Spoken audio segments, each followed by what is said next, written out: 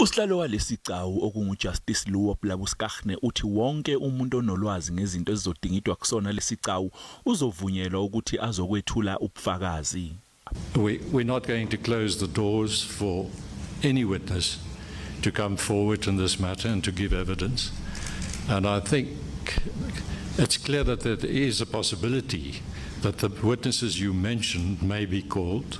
Ufakazi owahumusha amagama athi sesithembele kunina madoda nokuyinto okuthiwa yashiwo iJaji Hlophe eyisho kwelinye lamajaji uchazile ukuthi wawuthola kanjani umsebenzi wokwenza lokhu.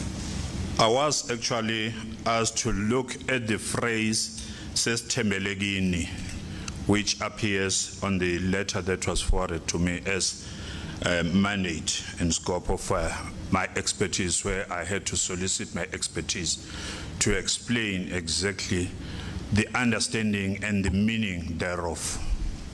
Lofakazi OnguNgoti wesiZulu uchazele isicawu ukuthi watholani ngenkathi ehumusha lamagama. It was not meant to influence anyone, but only advancing the confidence, trust, faith, reliance, and hope that Judge President Hlophe had in the person he was talking to.